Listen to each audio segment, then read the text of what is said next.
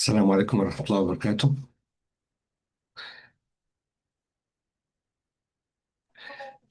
السلام عليكم. عليكم السلام ورحمة السلام الله عليكم دكتور وبركاته. وليد. أستاذ محمد. أهلا وعليكم وسهلا السلام فيك. ورحمة الله وبركاته. عليكم السلام ورحمة الله وبركاته. How are you doing, Dr. Walid? Inshallah, you're doing well. Alhamdulillah, all good. Alhamdulillah. Very excited to Excellent. speak to you folks today. Excellent. May Allah bless all of us. Thank you very much for joining. And I think we're about ready to start. I know it's the Asr prayer time kind of comes around this time in the Middle East. So Mhm.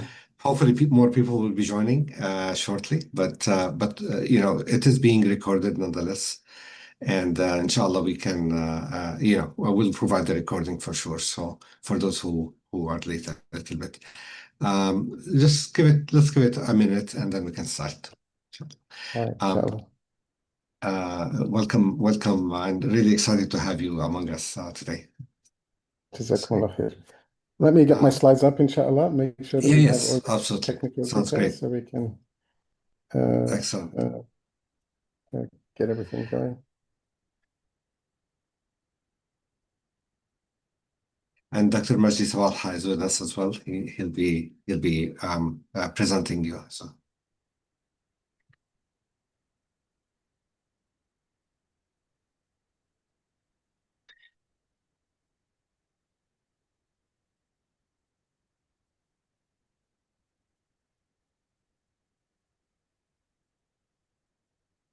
All right, inshallah. Hopefully you can see my slides. Yes, looks great. Thank you. Excellent. دكتور مجدي تفضل.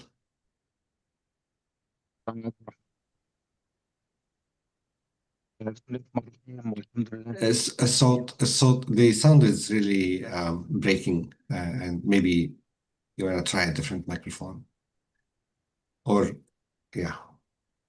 Not sure if it's internet or sound or microphone related.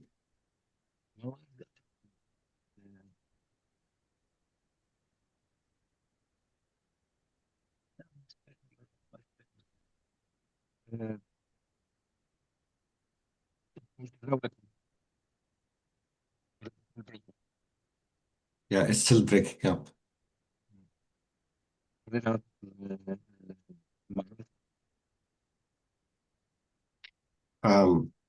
Can you hear me okay, Dr. Majdi? Yeah, no, the sound is breaking up. I don't know. Dr. Walid, do you hear the same, or is it my No, I hear audio? the same thing. Yeah, okay. اوكي السلام عليكم ورحمة الله. هل Yeah, اوضح much أكثر؟ better. Thank you. اوكي Much better. Yeah. السلام عليكم ورحمة الله وبركاته. بسم الله الرحمن الرحيم، والحمد لله رب العالمين، والصلاة والسلام على أشرف المرسلين وعلى آله وصحبه أجمعين. يطيب لأسرة المعهد العالمي لحوزة القرآن والعلوم الإسلامية تقديم دورة التطبيقات الحاسوبية في خدمة القرآن الكريم والعلوم الإسلامية، والتي أعطينا منها 3 محاضرات، واليوم سوف تكون المحاضرة الرابعة للدكتور وليد قادوس. وكانت المحاضرة الأولى كانت لمهندس محمد خير حول أدوات البحث الذكي في القرآن الكريم، والمحاضرة الثانية قدمها المهندس أنس أبو اللبن حول ترتيل ميمورايز قرآن، والدورة الثالثة قدمها الدكتور سعد الله أحراري حول تطبيقات مؤسسة قاف الإسلامية. ودورتنا والمحاضرة اليوم سيقدمها الدكتور وليد قادوس حول أنصاري تشات، وهي تطورات في مساعدات الذكاء الاصطناعي لتعزيز فهم القرآن الكريم. والمحاضرة القادمة ستكون يوم السبت القادم 23/8/2025، يقدمها الأساتذة الدكتور صبحي حمادي والدكتور محمد حميد حول تطبيق حاسوبي لقواعد وأصول التلاوة والتجويد للقرآن الكريم. وفي هذا المساء المبارك يقدم الدكتور محمد وليد قادوس المحاضرة الرابعة في دورة التطبيقات الحاسوبية في خدمة القرآن الكريم والعلوم الإسلامية، وهي بعنوان التطورات في مساعدات الذكاء الاصطناعي لتعزيز فهم القرآن الكريم. ويناقش الدكتور وليد قادوس إطلاق أنصاري شات 3 النسخة الأحدث من التطبيق الذي ناقشه سابقا، ويتحدث عن كيفية تحسين جودة الإجابات من خلال التطورات في الاستشهادات والمراجع والتوليد المعزز بالاسترجاع راج. ونوافذ السياق الأوسع وكيفية استخدام أفراد المجتمع له وما يحمله المستقبل، بما في ذلك عروض توضيحية لكيفية استخدامه لتحسين البحث والتعليم. والدكتور محمد وليد قادوس هو كبير العلماء في ستوك آب ومؤسس مشروع الأنصاري، رائد في تطبيقات الذكاء الاصطناعي التي تخدم الإنسانية مع التركيز بشكل خاص على المجتمع المسلم، بخبرته في القيادة الهندسية في كانفا وأني سكيل وأوبر وجوجل. يحمل خبرة تقنية عميقة في تقاطع الذكاء الاصطناعي والمعرفة الإسلامية. أصبح أنصاري تشات المنتج الرئيسي لمشروع الأنصاري، واحدا من مساعدات الذكاء الاصطناعي الإسلامية الرائدة في العالم. وسأقدم نبذة عن الدكتور وليد باللغة الإنجليزية، لأن هذه المحاضرة ستكون باللغة الإنجليزية.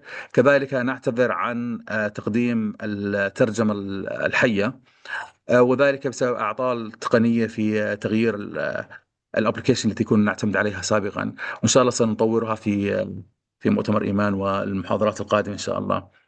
Dr. Walid Qadoos is introducing Ansari Chat 3, the newest version of the application. He explains the key improvements, including better citations, stronger referencing, retrieval augmented generation, and larger context windows. These features make the answers more accurate and reliable. He also shows how people in the community are already using the tool in different ways. Finally, he looks ahead to the future and demonstrates how Ansari Chat 3 can support research and education. Dr. Muhammad Walid Qadoos is the chief scientist at AppStock and founder of the Ansari project, pioneering AI applications that serve humanity with particular focus on the Muslim community. With engineering leadership experience at Canva, Unscale, Uber, and Google, he brings deep technical expertise to the intersection of AI and Islamic knowledge. The Ansari project flagship, Ansari.chat, has become one of the world's leading Islamic AI assistant. Now we will present Dr. Walid Qadoos, and we will give him the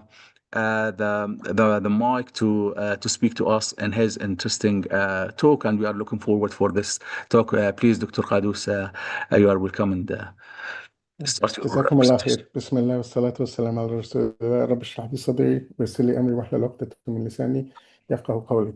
أولا أعتذر وأتأسف لعدم تمكيني في اللغة العربية، خصوصا في هذه المواد التي هي يعني صعب التكلم عنها والتحدثات، فسامحوني.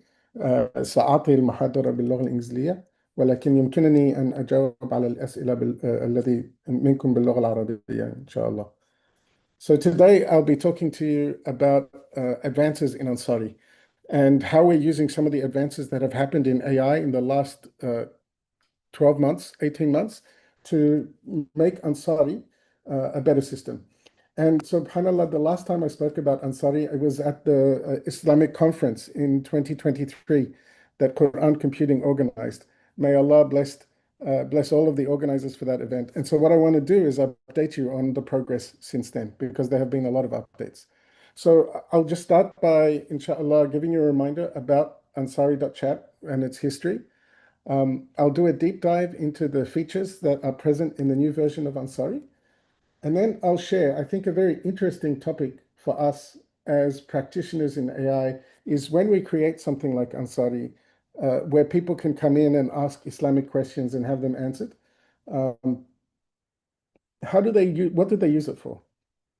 And finally, I just want to share some observations on the future and show you some of the work that has literally finished in the last week on Ansari in terms of the model context protocol. And I'll talk a little bit more about that. And then inshallah, we'll have conclusion and lessons learned, and then inshallah, time for questions and answers. So the Ansari project started in June 2023. And initially it was very focused on Ansari Chat. If you haven't tried Ansari Chat, it's at ansari.chat on the web. And as we worked on it, we started to realize that there was more that could be done with AI and Islam. And so we broadened the agenda beyond Ansari Chat. And our mission at Ansari Project is really about how we can use the most advanced AI available to assist Islam and to assist the Muslim Ummah. And especially what we've noticed in the past is that often when the Muslim community comes across a new technology, first they condemn it, and then there's debates for about 10 to 20 years, and then finally we embrace it, and we've lost all of that time. So if you think about social networks, you think about satellite television, you think about radio, you think about TV, all of those times we basically first condemn the technology, then argue about it for 20 years, and then finally decide, oh, this is a great thing. And now if you look at the internet, Facebook, Meta, but by then we've missed the boat. And I think what's happened in Gaza has been a great, like a reminder of what happens on things like social network when we miss out, because then we can be prevented from getting our message out there. The goal of these projects has never been about numbers. It's really about pushing the limits and about doing it in an open source way. So everything that the Ansari project has done has been open sourced. You can download it and run in your own instance of Ansari. You can modify it for your application. We also have even our evaluation mechanisms are open source. And we really think this has led to a lot of the adoption. So originally Ansari.chat, the first version was in October 2023. And it was a very, very simple system. Basically, it was one question. We modified the system prompt a bit.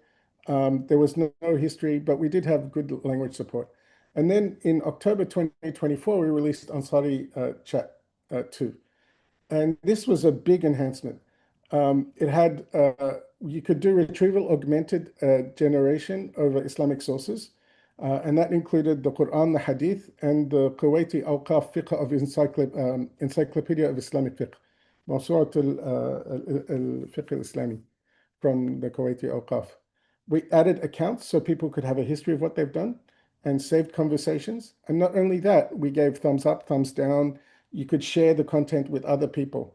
So this was a big step forward from the previous version. I think the most important aspect of it was the introduction of retrieval augmented generation, because that really helped us to reduce the hallucinations and give us confidence in the answers that Ansari was given. And so the overall architecture of Ansari is that you have a front end, and increasingly now we also have mobile applications. You have a back end, and the things that make it Ansari are the combination of the system prompt and the tools that are available. And these tools are what actually do the retrieval augmented generation. So right now, this shows 2 tools that we were using at the original time. Now we're up to 4 tools or 4 sources of information. And so this is the overall architecture, and it's a typical example of a retrieval augmented generation application. And that is an application that doesn't just rely on the large language model to remember. It actually first looks up the information and provides the information as context to the large language model. So one way to think about it is normal AI without retrieval augmented generation is like a brain. But like a brain, it has all of the issues with misremembering and recall and all of those things. And so what we do when we use retrieval augmented generation is like we're putting a library next to the brain and telling the brain, before you say anything, first check these sources and then construct your answer after you've read this material. And that really has helped us to prevent the chances of hallucination or incorrect conclusions being reached. So I want to give you some examples of the ways that people are using Ansari and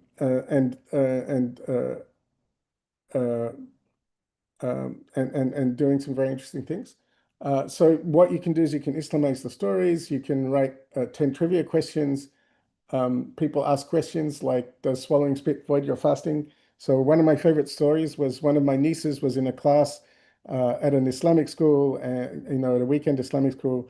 And unfortunately, the teacher was not fully qualified. So she said, for example, that if you swallow your spit during Ramadan, it will void your fast.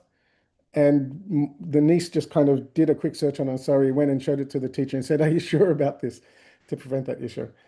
You can use it for morphology. You can use it in very situational things, like I'm here at Marwa, what is the dua I should make at Marwa? And we've heard of people using it in Hajj and more. I'm just going to pause here and make sure that everything's okay. You can hear me fine. The slides are visible, etc. Yeah, it's all great. Thank you. Yeah. Excellent. So, as I mentioned earlier, I think our community is not always super responsive to new technologies. But I think to have the technologies, Ansari has been very important, in terms of opening up and exploring what AI and Islam can do together. And I think that one of the things that has contributed to that success is really our openness from day one. You can read, you can literally look at the system prompt that we have. You can look at, the services that everything that we do, we try to be as open as it's up. And that's really allowed us, for example, to get volunteers who have stepped up. And in fact, the lead on Ansari Project 3 was not me. It was really a brother called Amr Sayed, who really took the lead and added new experiences because he's far more experienced with mobile development than I was. And he's the one who really got the project up and running. So now I want to take a moment to do a deep dive into features. So I just want to pull up Ansari now just to kind of show you what it looks like. And I'm going to enlarge it a little bit so we can see. So over here, you can see that we have topics that we've saved. For example, I'm asking a question here about, is there any tafsir bil-ma'thur around Surah Al-Duha, right? And so what you can see now is it's basically doing a search of the Encyclopedia of Quranic Interpretations based on narrations. And it's saying everything about it, the timing, when it was revealed. And then it gives us passages here from the Encyclopedia of Quranic Interpretation with references, the pages, etc. And also here you can see that it's translating it. So this book, the Fiqh, the Encyclopedia of Fiqh, has not been translated into English, and we haven't translated it into English. But what we can do is, if we find a passage that's useful from that book, we can then translate just that particular passage. And so you can see it's got an extensive list of citations here. I think this is one of the key features. Down here you can see the facilities for copying, thumbs up, thumbs down. So if I want to give this a thumbs up, we can explain why we gave the rating. Could you zoom in a little bit if possible? Sure. The font is very small, that's all. Yeah. Is that any better? Yes, okay. A little better, Okay, yeah. okay. Yeah, that's much So better. you can see the features here, and you can also share the entire thread. So, maybe we have a topic here. We can create a new chat and discuss, any topic. Of course, you can also click on these sources of information. But just to show you some of the other, capabilities we have, we could ask a question, what is the Islamic ruling on organ donation?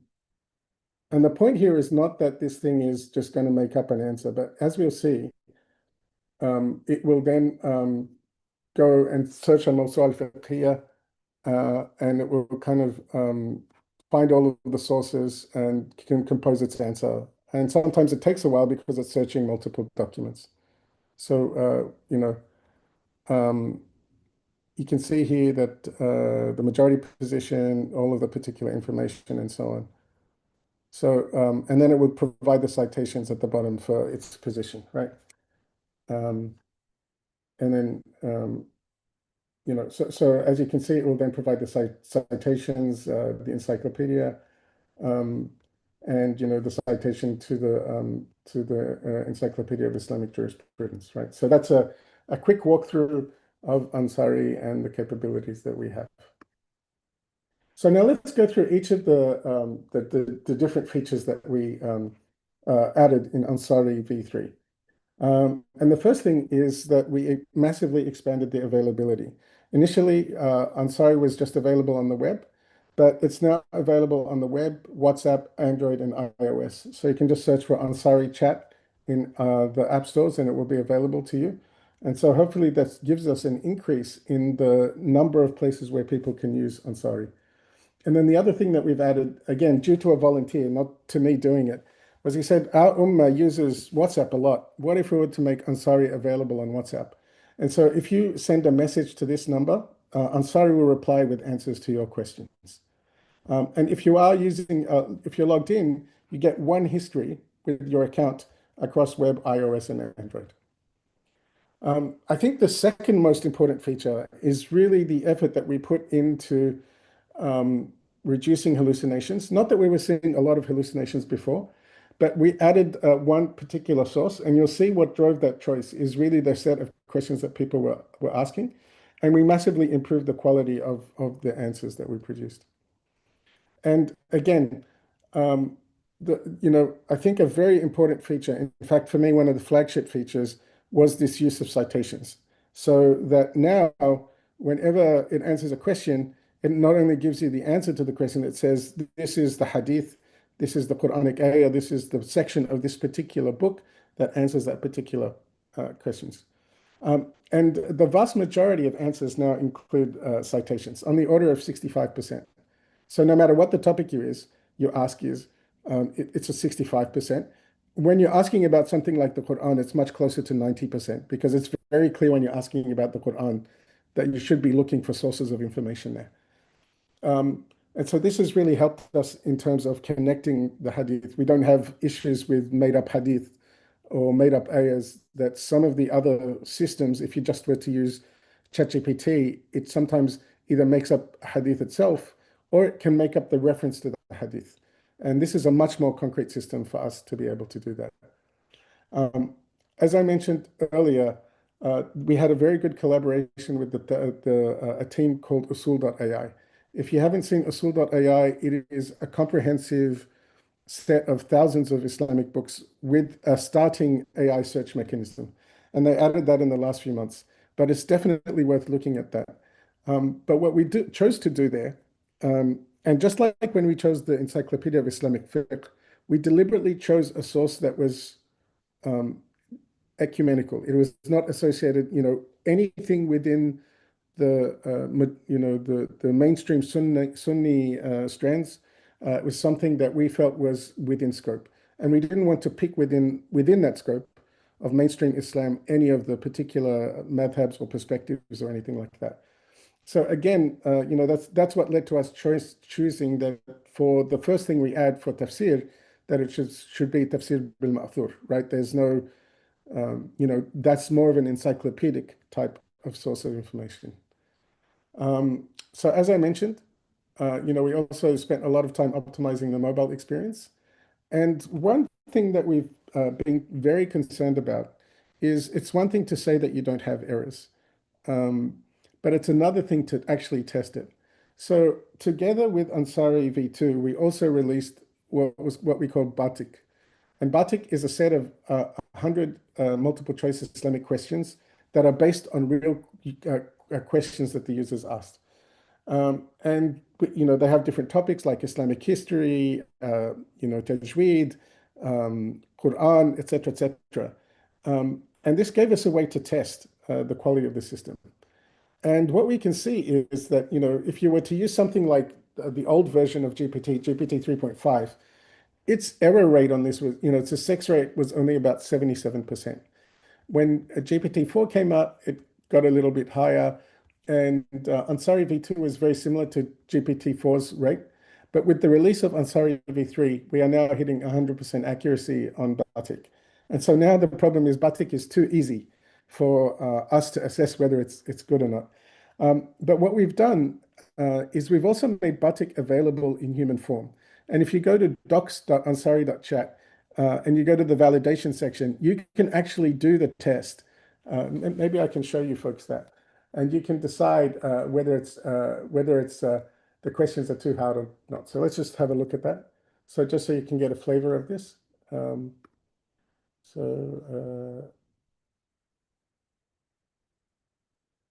So, how's the quiz? This is an example of some of the questions. Yeah.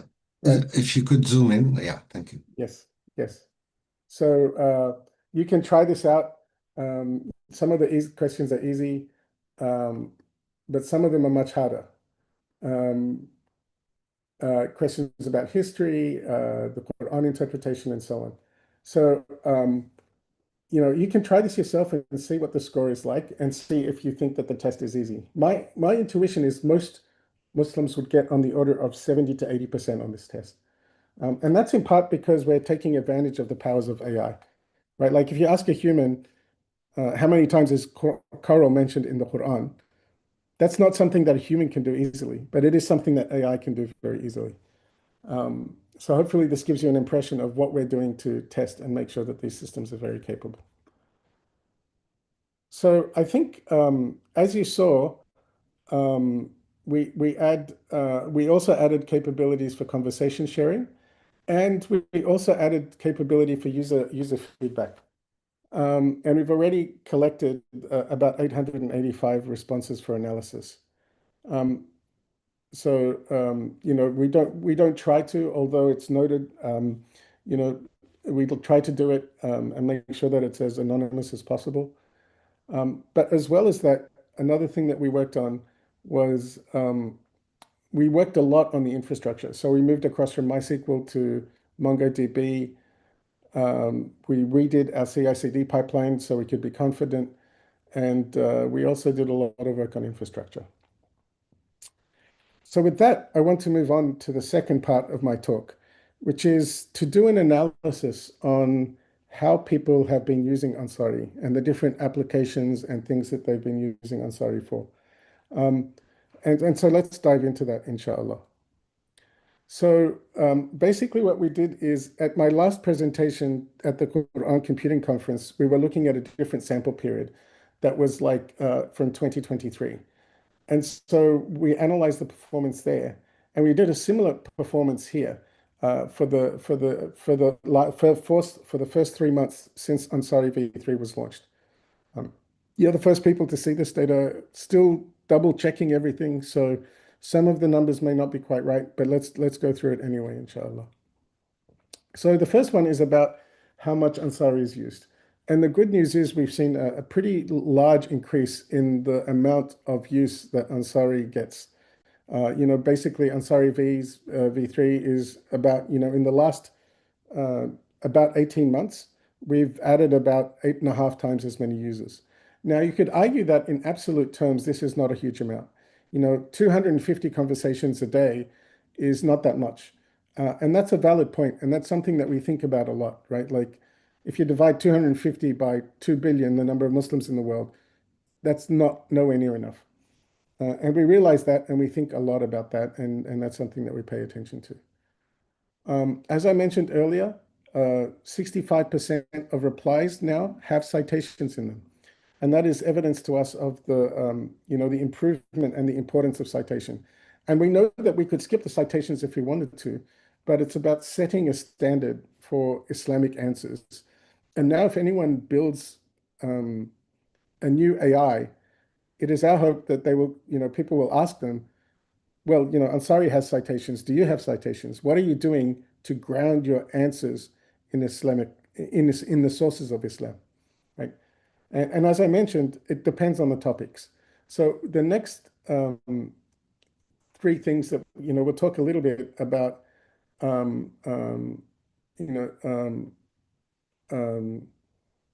there's tools that we use and, go through those. So unfortunately, the graphic seems to have disappeared. But roughly speaking, a lot of the threads utilize the tools for search. And the one that's used the most is actually the Encyclopedia of Islamic Fiqh, consistent with what I said earlier. That's one of the most important topics and why we added. And then we'll see that they also use the Quran search and Hadith search a lot. What you'll also see is that almost always it will do a Quran search or a Hadith search, even if the question is not about Quran and Hadith. So we see a lot of tool usage. So when we look at, what are the types of questions that people ask, and this is, we had a look at, about 22,000 threads that we've had in the last 3 months. And the number one by far is questions like around fiqh. And then the other one is a little bit more general. It's about how do I apply Islam in my life, or what is, is there an Islamic philosophy on a particular topic? And then the third topic, and that's the one that I think most of us here are most interesting about, is things like about the Quran. And so there's other topics as well that we cover. So if we look at the distribution of the topics, you can see again that fiqh is a very dominant topic, but that Quran is also a very important topic that people ask questions about. And one that I find a little bit interesting is the khutbah question, that people do sometimes come in and ask, please help prepare a khutbah for me. I know that sounds crazy, but with the citations, if you come to a topic, the khutbahs it generates are actually not bad. I would not suggest that anybody ever tried to present a khutbah written by Ansari, but at least it can give you inspiration. It can help you with the research for the topics, and you should try it. So one thing that I wanted to especially share with this group is a deep dive into what are the questions about that people ask about the Quran. And again, this is about 10% of the questions that people ask. But remember, this isn't, like when people ask other general questions like, how should I distribute inheritance? We also do Quran searches, even though that's not explicitly. So these are the questions specifically asked about the Quran. So these are questions that the most typical is people wanting to understand tafsir, like the finding verses, doing tafsir of the verses, asking how the Quran was preserved, or those types of general questions, and then some people asking for tips about memorization. So we can see here, this is the rough distribution. It's like, help me find particular verses of the Quran. And then the second most important is people seeking tafsir. And the good thing is that this is very well aligned with the sources that we have chosen to focus on. I think one very valid question that people have about Ansari is, why do you limit it to just 4 sources? And it's because we want to make sure that what we offer is high quality, and we've been very selective with the sources that we've used. But of course, in the future, we could add more sources. And there are several of the projects that Ansari inspired, and I'll talk about one in particular called tanyalaustaz.com, which is based in Malaysia.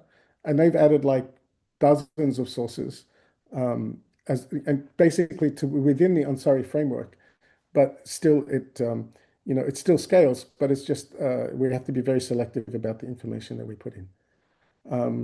And in terms of the languages that people use, English is by far the dominant language, but there's a significant minority of Arabic usage, on the order of about 10% of the usage is in Arabic. So one of the things that we've tried to do is minimize, we've done an analysis, and when I do this data analysis that I just shared with you, and if we make certain information available, one thing we try to do is to filter out any PII data. So what we do is we rank every thread with a PII sensitivity rating. And so what we do is we're very careful about that to make sure that, before we do any of these analyses that we're talking about, is that we filter out any privacy information. So earlier on, I mentioned that we have a lot of user feedback, and generally the feedback has been very positive. So in terms of thumbs up, thumbs down, it's about 84% thumbs up and about 16% thumbs down. So, for every one person who's unhappy with Ansari, approximately 6 people are happy. And inshallah, that's an indication that we're doing something useful. And as I said, those are the numbers. But what drives those particular values? And I think one of the comments that we keep seeing is people really like the clarity of answers and the ability of large language models to customize the clarity. So as I mentioned earlier, one of the things people like to do is to target the information. So my son likes to use Ansari, and he will say, give me a quiz of Islamic questions suitable for a 10-year-old. And then it will tailor the questions in terms of their difficulty for him. Whereas if you asked it for difficulty for like a graduate of Islamic studies, the complexity of the questions it would give is difficult. Or say you were asking it to explain qadar to you, right? Again, there's different levels of explanation you can give of complex questions like that. Now, you can ask whether it's legitimate to ask an AI about understanding qadar. But I can assure you that the youth in our community are asking that question. And if they're not asking it on Ansari, they're asking it on something like ChatGPT or Claude or Gemini. And those sources are not necessarily interested in framing things in an Islamic framework. And so I think it's very important that we realize that this ability to tailor the information and make sure that it's set in an Islamic context is very, very valuable. So what I wanted to do is I wanted to give you folks a demo of some of the very new work that we're doing and to share some of the thoughts and experiences that we've had there. And this is very new work. So, these demos may or may not work. We'll see, inshallah. But I want to talk to you a little bit about MCP. So MCP is something called the Model Context Protocol. And the Model Context Protocol allows you to plug in tools into different AIs and use them for them to use one another. So the way it works is that you have a server that provides a certain capability. So for example, you might have a Google Calendar MCP server. And what that allows you to do is it allows your normal AI, the one that you use every day, like say Claude, to get access to your calendar. And so now, normally if you were to ask a question like, am I busy on Saturday? It has no way of answering that. But now what happens is when you say, am I busy on Saturday? It goes, oh, that's a calendar inquiry. And so then it will go off and ask the Google Calendar MCP service, get me his calendar on Saturday so I can see if it's busy or not. So it's an open standard that has like really proliferated. And now you have big companies like Google, of course, adopting the MCP standard. And I think it's very, very interesting. So one of the concerns and one of the problems that we have with Ansari is that retention is a problem. And basically what happens is people hear about Ansari, they'll come in, they'll ask a few questions on Ansari, and they'll be like, oh, Nick, this is very useful. And then they'll go about their daily business. And then they'll forget about Ansari because, well, we all live busy lives, and who would, they're probably using another AI as their main AI. And so what we've seen in the particular case that's concerning for us is when the users of Ansari, probably only 10% of our registered users use us weekly. And there's a very definite drop-off over time. So you'll use Ansari a bit excited at the beginning, and then over time it drops off. And the reason for that, when I used to work at Google, Larry Page, the founder, always used to talk about the importance of the toothbrush test. And he says, if you want to really build great products, what you need to do is build something that people would use twice a day, right? So of course, as Muslims, we need to have the siwak test, but the idea there is regular usage. And this is why I think MCP is a very interesting possibility for us to use. And so what we've done is we've just recently finished an MCP server for Ansari. And so what I'm going to do now is I'm going to switch to Claude. Let me just see if I can get Claude up and running. And this is just regular Claude. This is Claude desktop, right? But you'll see if I click here, and I'll enlarge this so everyone can see it. There's a list of tools that are available to Claude that people have set up over time. And what happened is we now have a special tool here for Ansari. So I can click on this, and it tells you that what Ansari specializes in is answering Islamic questions. Now, this is just, the point to make is this is not Ansari. The person does not come to ansari.chat. They go to claude.ai or whatever.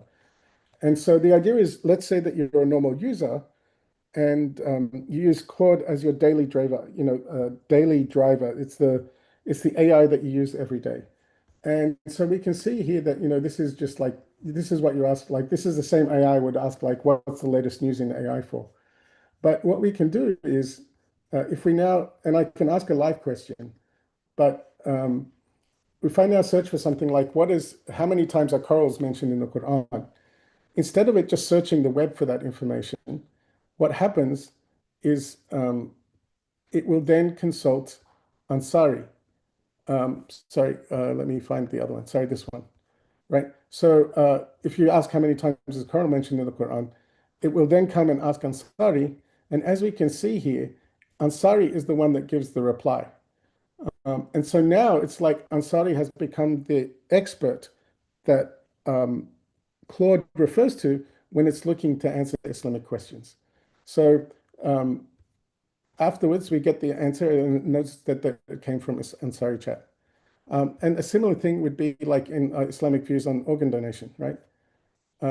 We can see here that it's, if we ask the question, what is the Islamic opinion on organ donation? It will then create an answer that's coming from Ansari with citations, current opinions, everything else, right? So, let me just give a live demo. Maybe someone from the audience has a topic we can check here within the Islamic space. Maybe just something simple. I mean, we could ask anything, but any questions from Feel the free to audience? open the microphone if أي شخص يقترح topic يعني أو موضوع. السلام عليكم ورحمة الله. وعليكم السلام، تفضلي. لو تكلمنا عن التطوع volunteerism.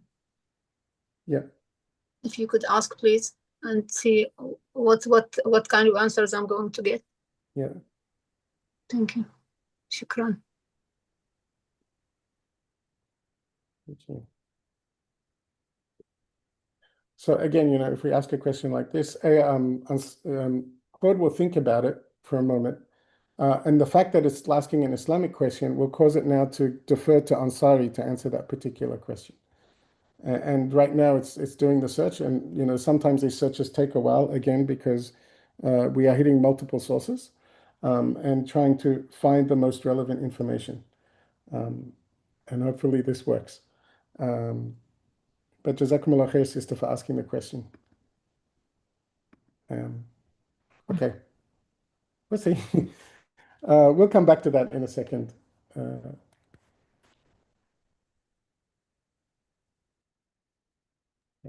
Is this, can I ask, is this a tool that is only, this MCP server is only known to cloud, or do other search engines are aware of it as well and can access it? Yes. So what's happened is that MCP was originally proposed by a company called Anthropic. That's the company behind Quran, behind Claude. And then OpenAI adopted it, Google adopted it, and all of a sudden it's become very much a standard across the entire industry. So now when you look at a new product, one of the questions, if you want it to work with AI, is does it come with its own MCP server? And now there are official MCP services that are becoming available. So if I go to my settings here, and I go to connectors, these are all different companies and I add, browse connectors. You can see these are all the different companies right now that have official MCP servers that are built into Claude. So Claude is definitely the one that's most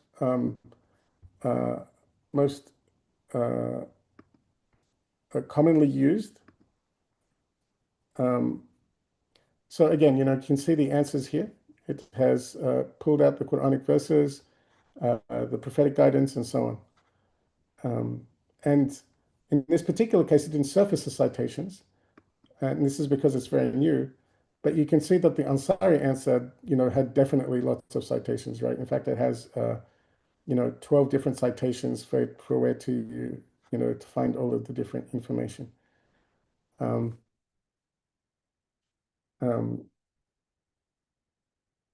Yep.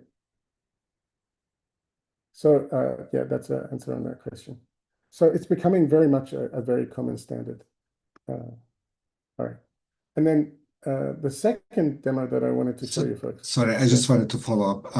Is the Ansari service itself available on like Gemini or other AI search engines? Yes. So it is not yet available on Gemini or on ChatGPT. Right now, Claude is the leading company when it comes to MCP. Okay. But definitely within the next 6 months, those services will have support for MCP. And so you'll just go to like OpenAI and you'll say, I want to add Ansari to my list of tools. And you click on a button, and then from then on, if it's an Islamic question, it will ask Ansari for the answer to that question. So that's the plan there. But I really want to show you folks the power of this particular feature, because I think one of the future things that I keep thinking about with Ansari is a very reactive way of talking to things. You have a question, you come to Ansari, you ask the question. But is there a way that we can invert that process where Ansari becomes an active learning tool? And this is really where I'm putting the effort in at the moment. And one of the things that the big AI companies, all three of them, have recently added guided learning systems. So I want to show you like a very quick prototype that I built. Let me just make sure that I have the right one here.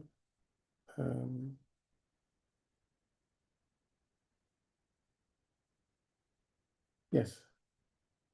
So here's an example of a conversation that I had. And then what Claude has done is it has added tools that make it possible to create artifacts and so on that allow you to build some capabilities. So the exciting thing for me is now by making Ansari available as an MCP server, it can now become part of this ecosystem. And you can say something like, please construct for me a learning journal so I can learn from Surah Al-Fatiha. And what it does is it takes the information that Ansari provides, right? So in this particular case, Ansari is thinking a lot about, what are the names of Surah Al-Fatiha, the prophetic authentication, all of the references to it and so on, right? So it's getting a lot of material. It's combining with the capabilities that Claude has, and it's constructing this application called the Fatiha Learning Journal. And what you folks can see, and now the amazing thing is I can just hit publish here, and this is going to be available on the web. But let me just pull this over so you folks can see, the type of learning journal that is created, right? You can see that it's has a discussion of the names. It then goes verse through verse of the Fatiha, and then asks people, what are your reflections on this ayah, to get them to do more than just read and to encourage reflection, right? There's the themes right here. So it has talks about the core themes in Surah Al-Fatiha and what you're doing on each. And there's like my progress, and then you can basically make sure that you're progressing and so on. And then finally, there's daily practice. So there's, you can but you can see that what it's doing here is taking the material that Ansari has and using it to construct an educational program that the user can experience. And this is something that I think is extremely interesting. Now, as I said, let's say that you constructed a tool like this. Once you hit published here, this is now a normal URL that you can go to any web browser, and anybody in the world can now access this particular artifact and use it. So this is kind of the power of bringing something like Ansari into an ecosystem. If we wanted to build a learning tool like this ourselves, it'd be very hard. I can see someone has raised their hand. Yes, Dr. Khader, please. Go ahead. Assalamu alaikum wa rahmatullahi wa barakatuh. Wa alaikum Thank assalam you wa very rahmatullah. much. Dr. Qanous. It was very enlightening lecture. I'd like to talk about the future of AI for Muslims. Mhm. I would just like to mention few aims which AI should take account so that in the future Mhm. addition, modification to Ansari and to other AI Yep. systems. All right, Brother Khidr or Dr. Khidr, just let me finish my presentation, inshallah, and it'll be the first question I answer, just so that we can wrap this up. And that's a very, very big topic, and it's a very, very, very genuine topic. So we'll come back to you, inshallah. So in conclusion, what we can see is Ansari is meeting a need in the community. The fact that, we've seen Ansari grow by 8.5 times is an indication to us that there is this need in the community. Also, that people have a lot of curiosity, especially about fiqh, but also the Quran. And in particular, the things that they're interested in understanding when it comes to the Quran is finding parts of the Quran with the appropriate information in them, and also understanding the tafsir of the verses.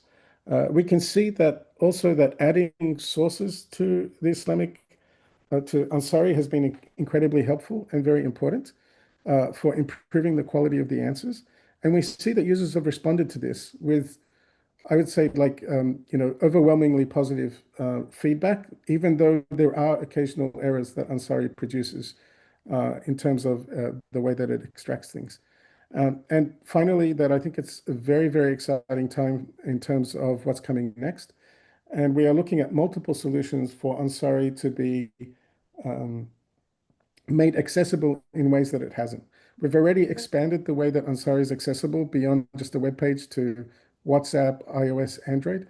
And we've also seen a lot of progress in terms of using it as part of an MCP service.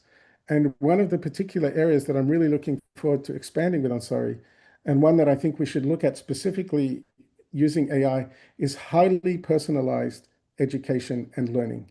To go beyond the reactive use of AI for answering people's question, to becoming a proactive tool for education and learning about Islam. So Jazakumullah khairan. Thank you so much. What about introducing Islam to non-Muslims? Yes. So that's a very good question, and we've even looked at some collaborations with groups in the UK about that. And there's nothing Muslim specific about this, right? Many non-Muslims might want to come to Ansari already. We know that because of the shape of the questions that we get. It's a smaller fraction, like on the a few percent. It's not a huge amount. But I'm excited that anyone who wanted to learn about Islam from an authentic source could just use Ansari as an MCP server and start to get their questions. But before we finish, I just wanted to especially thank all of the people that have contributed to Ansari in various ways. Ansari is, by its nature, is an open source project. I'm just the coordinator, really. And it's really contributions from other groups and us building. And some of the folks listed here are like previous speakers at your event. Anas Abu Laban has been like a very strong advisor to us. But there are also, the founders of many of the different organizations. So if you have any questions, if you want to try it, there's the website, ansari.chat. And like I said, we're open source. And if you need to just drop me an email, it's hi@willy.dk, and I'd love to talk to you. Shukran, barakallah fikum, and thank you very much. شكرا جزيلا دكتور وليد بارك الله فيك ما شاء الله يعني عمل ممتاز جدا. Really thankful for all your efforts and diligence about growth of Ansari and the process of establishing such a important tool as vital as that we can have trust in its development and in its resources that it uses. So thankful for that. I think we can take a few questions. I think maybe if you want to go back to the Dr. Khadar's question Yes. about Well, I don't think Dr. Khadr finished. So, Dr. Khadr, yeah, if you'd like to Dr. finish. Khadar, if you want to recap or finish your question one more time, please.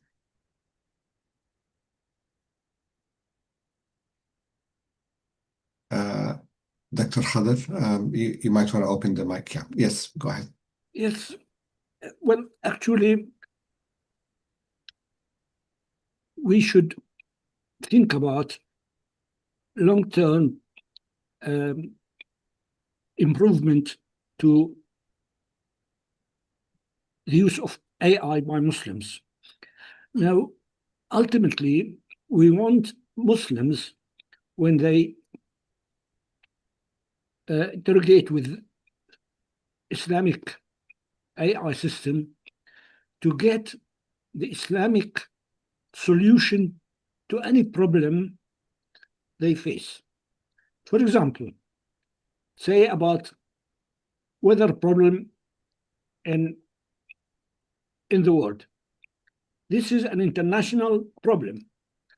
But what we want is to give the Islamic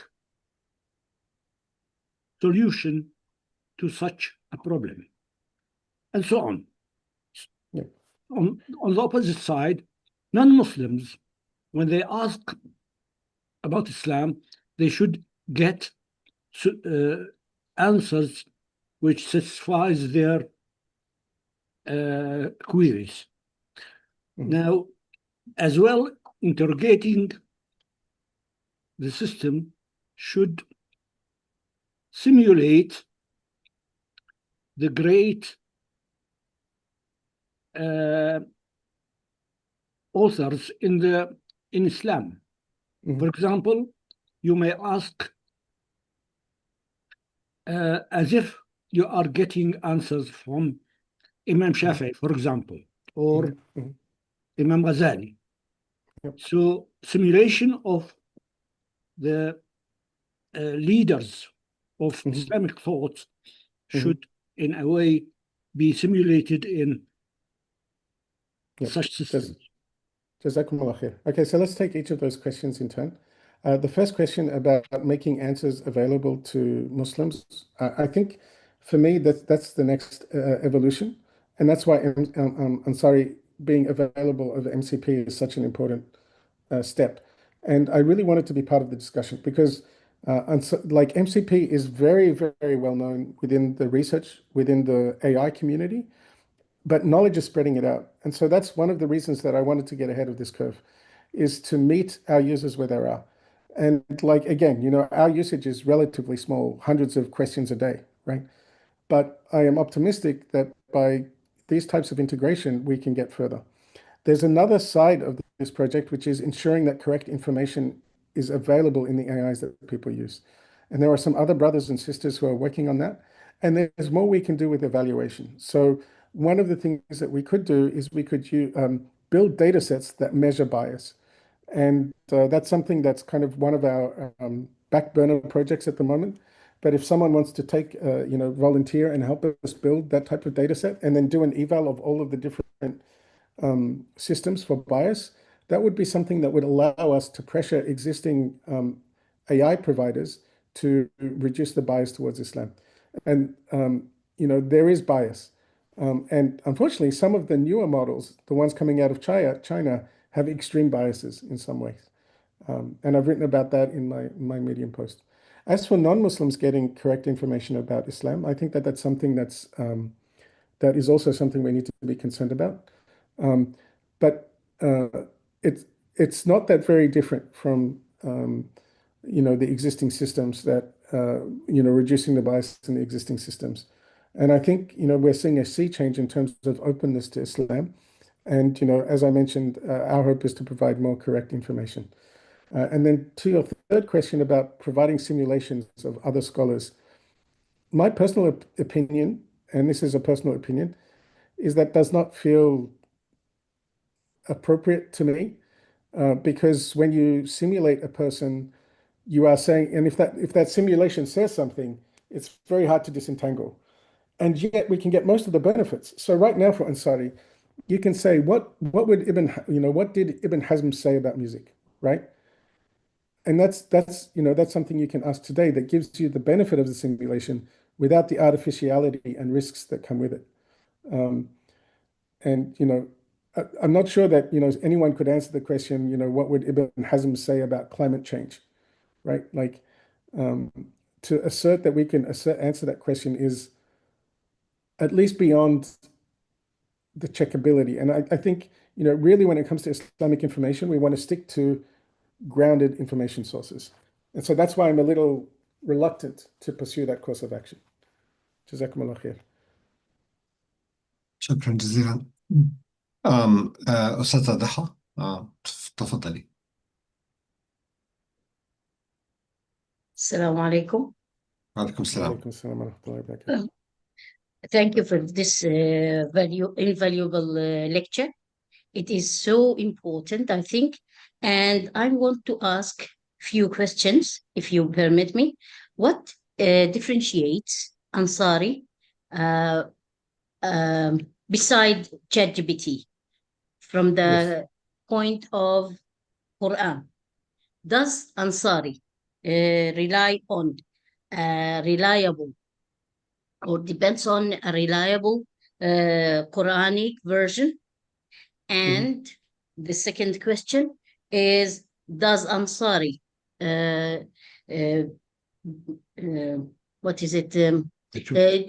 chooses tajweed as a meter to describe and to talk about better than other programs or some ChatGPT or other applications? And I have a suggestion, if you permit me. Your lecture is so invaluable, but I suggest this same lecture to be repeated, but in Arabic, because it is rich of so important information. And thank you so much. All right, Jazakumullah khair. All right, so let's look at the differences, inshallah, versus ChatGPT. I think the big difference is that we have the authentic sources to back us up, and that we also have a system prompt to direct it to answer questions in an Islamic way. Let me explain why each of those is important. The system prompt is very important because it sets the personality of the AI. So now if you go to, this is something you should check. If you go to ChatGPT and ask it, what does Islam say about LGBT issues? Or my friend has same-sex feelings. He's a Muslim. What should I do? You will see vastly different answers between Ansari and ChatGPT, right? That's because the system prompt in Ansari, we tell it to present an Islamic perspective on the answer of questions. And then the second thing is the sources that we use, right? If you're using ChatGPT and ask it, what are the interpretations of, Surah Al-Sajda, it will search the whole internet and get all of the information, written by non-Muslims, written by Muslims, written by kind of more out there, non-mainstream Islam, and it will present all of them. In this particular case, what it would do is it would focus on, tafsir bil-ma'thur sources and answer that particular source. And Ansari is told to kind of stick to modern sources stick to authentic sources. And so it results in a much better grounded answer. And I think the third difference is the citations. So Ansari will tell you, this is the chapter of Sahih Bukhari to look up. This is the hadith to look up, and so on. So I think those are the differences. In terms of tajweed, I don't think you'd see a huge difference between what ChatGPT and Ansari would say, because the principles of tajweed are fairly well understood, fairly well documented. If it might not be quite so good on the qira'at, but what we could do if tajweed was important is that we could add an authoritative source on tajweed that was aware of the different qira'at and so on. As for your suggestion, sister, the suggestion to give the same lecture in Arabic. I wish my Arabic was good enough, but one of my rules of thumb is the problem to any the solution to any problem introduced by AI is more AI. So what we could do is, I could upload this to 11 labs. I could have it dub this in Arabic. I correct any errors, and then we see how it feels. And then, I think this is one of the things that I'm most excited about AI. When people tell me what are the different ways we can use AI to make the world better, I emphasize productivity, creativity, multilingual and multimodal capabilities, and knowledge research. I think I could follow up with brother Dr. Mohammed Khair and see if I can get like an Arabic dubbed version of this, or I would partner with someone else who jointly we would present. And so Jazakumullah Khair for the suggestions, sister. Thank you very much. And we apologize about, we did promise to provide this lecture as a live translation. We have developed a tool for that streams data through livekit.io. But unfortunately, their API changed and quite a bit since last year. And so I think we can do translation offline, inshallah, as well. So I'll connect with you and we'll figure it out and make sure that the lecture audio at the very least is provided in Arabic as well. Yeah. Thank you. Any other questions? I saw Dr. Ahmed Sharaf. You had Sharaf الدين, you had a question. ربنا يبارك في حضرتك والله. هو يعني الطلب اللي أشارت إليه سعادة الدكتورة يعني الحقيقة طلب جميل، لأن يعني مع السن والشوشرة اللي على النت وكده بيبقى المتابعة أصعب يعني. إنما المحاضرة طبعا قيمة جدا جدا، جزاه الله خيرا، وطبعا مجهود يعني عظيم، ربنا يكرمه ويبارك فيه وفي حضرتك. أنتم أصحاب الفضل، يعني فضل كبير علينا كلنا وعلى الأمة، فربنا يثبكم ويتقبل منا ومنكم يا رب. هو طبعا لما أشار لموضوع القراءات فده موضوع بحر آخر، يعني الواحد بيبقى حذر جدا جدا، بالذات لما بيبقى الحديث عن القرآن الكريم والتجويد والقراءات، بيبقى الواحد حذر جدا جدا جدا جدا يعني.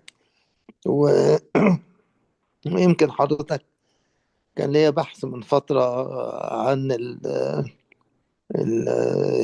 يعني البيت فولز في استخدامات التقنيات الحاسوبية في مجال الدراسات القرآنية، إن في مشاكل كثيرة بتحدث، وفي يعني ساعات أحيانا الإنسان يعني من الحاسوبي المتمكن قد يعطي لهذه الأدوات التكنولوجية يعني دورا يفوق الواقع فعلا، وربما لا ينظر إلى الجانب السلبي أو الحاجات اللي هي يعني مش صحيحة في الموضوع يعني. يعني أنا تألمت لما كان في مؤتمر عالمي لدور الإفتاء عقد في مصر، وشاركت فيه دول عديدة في لجنة أو في هيئة اسمها هيئة الإفتاء العالمية، وكان العنوان أو الثيم بتاع هذا المؤتمر إن هو المفتي الراشد في عصر الذكاء الاصطناعي. وتألمت لما لقيت إن في ناس كتير بتتكلم وكأن يعني إحنا هنشيل المفتي ده خالص ونعمل السوفت وير هو بقى خلاص يعني عنده كل حاجة. يا جماعة مش كده، لا، الموضوع ما يمشيش كده أصلا. إنما خطر هذا الموضوع خطر. Yeah, I was wondering can you address the question around fatwa, or if people ask Yes. Ansari about fatwa, how does Ansari Yes. respond? So I can understand, Jazakallah khair, Brother Ahmed. May Allah bless you and reward you and for your question. And I understand your concern about people relying on Ansari for iftar. Right now, it's not meant to be a replacement for iftar. And generally, the way that I would see it is, and the reason I called it Ansari is it's meant to be a helper. It's not meant to be a replacement. We will never replace our imams. And we have a history of in our community of claiming that imams will be replaced, but they never are. When the internet came out, we said, oh, it's like Sheikh Google, and that will be the end of imams. When books became popular, it was like, well, that's the end of imams. And the thing is, we need our imams for more than this. And it's naive in the extreme to think that AI can replace that. My hope, inshallah, is that the AI becomes a tool for iftar that scholars use to do their research, so they can produce more accurate and more well-founded fatwas, right? And in two ways, right? So one is, there's fiqh al-waqa, right? Understanding the nature of the situation that we're in. And a fatwa, it consists of those two parts, right? Understanding the context of the fatwa and understanding the Islamic connections with that context. So I think in both of those fronts, in terms of, say, finding hadith that are relevant, or, recently I was researching the connection between writing and AI. And for me to be able to say, okay, help me organize the hadith that exist about how the Prophet approached writing, that was a very useful tool. And in fact, some of our users are people, not muftis so much, but practical people trying to guide people. So my hope is that Ansari will become a tool that muftis use to help answer their questions. And I would resist the desire for us to replace and to trust these AIs with anything other than, I would not trust a qiyas that comes from AI, because that is about understanding that the depth of understanding required to make good qiyas is like beyond what these AIs are capable of. Now, having said that, they're getting better, but my hope is not that we keep thinking about AI versus human, but that we think AI plus human equals better human, right? And that's really my intention with this work, inshallah. جزاك الله خيرا أكرمك الله.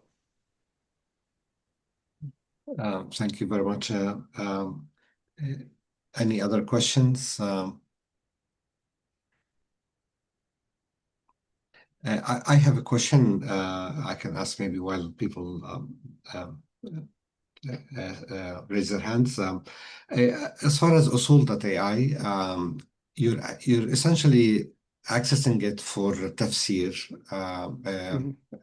And is that through an API or through a library of embeddings that they've generated on tafsir books? It's through an API that they provide. Okay. And we chose to focus, like usul.ai has thousands of books, but again, we're taking this very incremental approach. So we made sure that usul.ai functions specifically well for the particular Tafsir al-Quran bil-Ma'thur encyclopedia that we added. Yeah, that's great. They of course have their own vector embeddings and retrieval augmented generation system, and I'm still experimenting with that, and it seems to be working pretty well.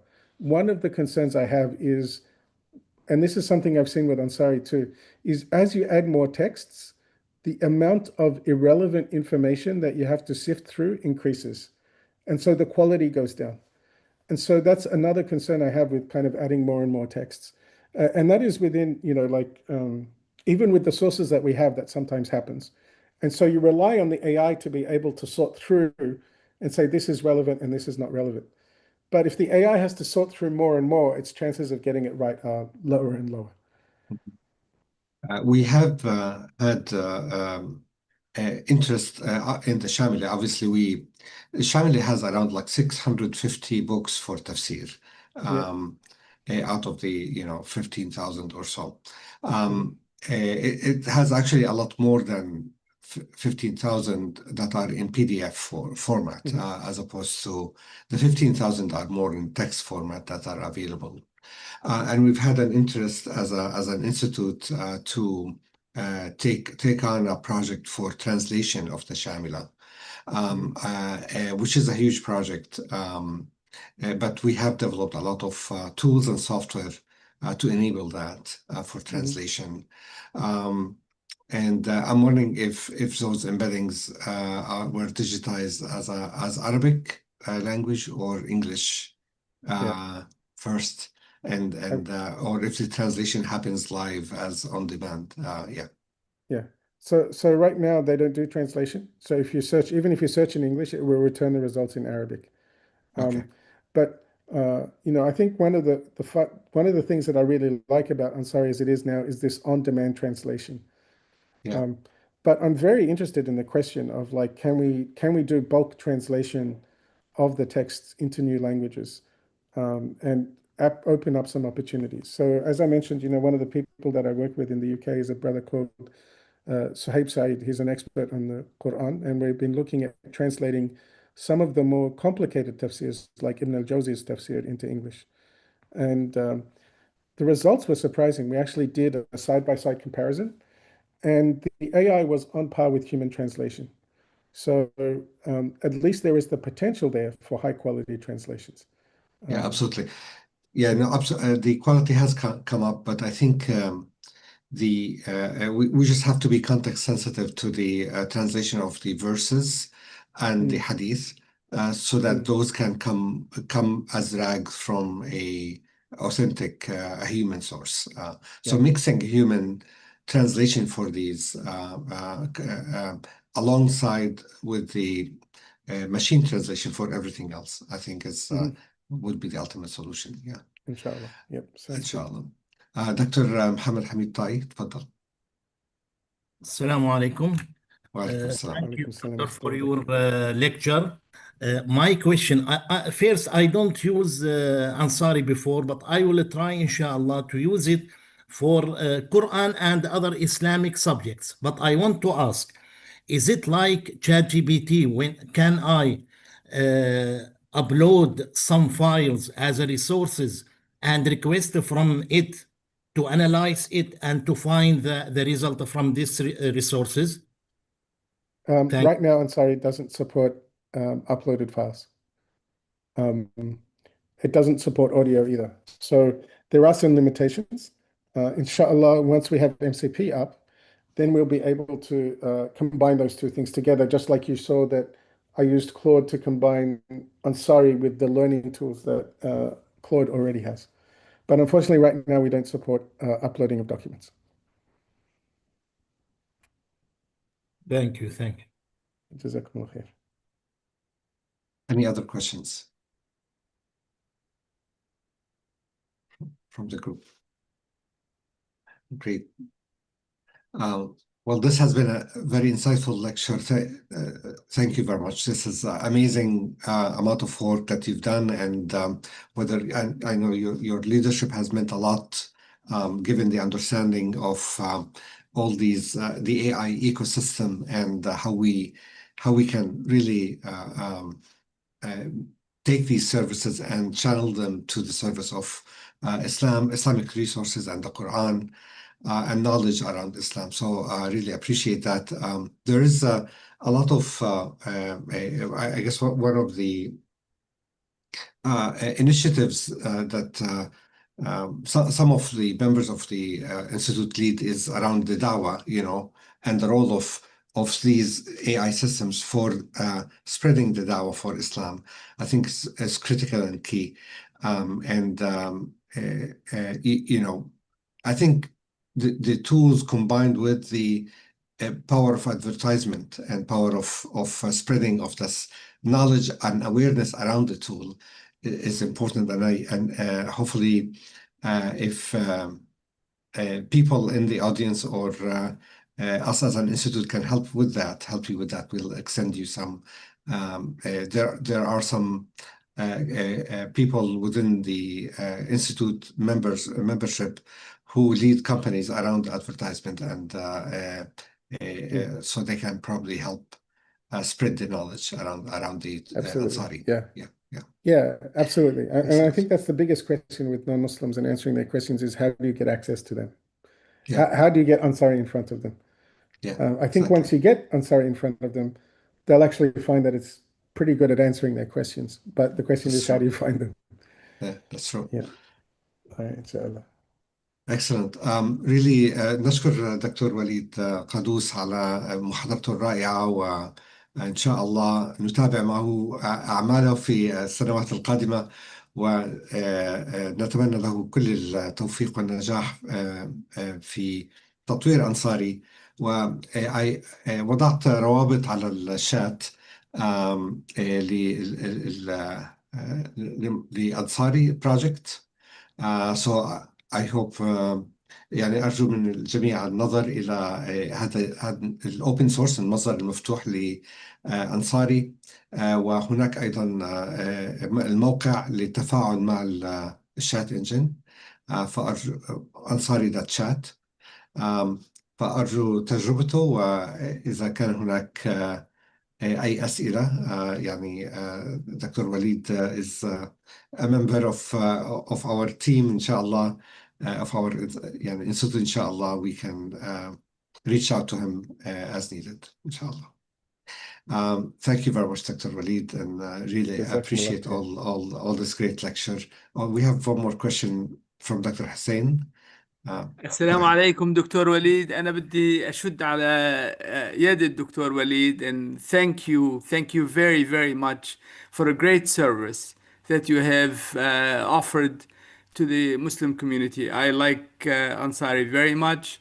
I trust Ansari 100 times more than I trust any of the other tools when it comes to using AI for information about Islam and about Arabic. By the way, I use it for Arabic. I am probably responsible for a lot of questions on morphology and syntax in Arabic. Yes, it's very good. Like one of my favorite demo questions is do صرف of أتستبدلون or أو مخرجيهم, and it nails it really good. Like it's surprising how good it is at morphology and صرف. It's an excellent tool. Thank you very much, and please continue. جزاكم الله خير. Thank you very much. بارك الله فيكم. Thank you. And thank you for your hospitality, Dr. Muhammad. May Allah bless you. And it's our pleasure to have you. Yeah, absolutely. And let us know how we can support you. We haven't done enough, but I think we can do more, especially with the information and resources that the Institute has. Certainly not only limited to Ash-Shamila, but alhamdulillah, we have a library of 1 million books that we can actually work on creating this knowledge resource base, for Ansari, but it needs a lot of thought and certainly careful handling, especially around translation, and especially around building a language model. Islamic language model is one of our goals as well in the future. All right, inshallah. Yeah, inshallah. Excellent. I look forward to talking to you more about that. That's great. Excellent. All right, inshallah. السلام عليكم ورحمة الله وبركاته. جزاكم الله خير. بارك الله فيكم. السلام عليكم. وعليكم السلام ورحمة الله وبركاته. شكرا جزيلا. شكرا. بارك الله فيكم. جزاكم الله خير. جزاكم الله خير، والسلام عليكم ورحمة الله وبركاته. وعليكم السلام ورحمة الله. بالله تعالى. السلام عليكم. عليكم السلام ورحمة الله وبركاته.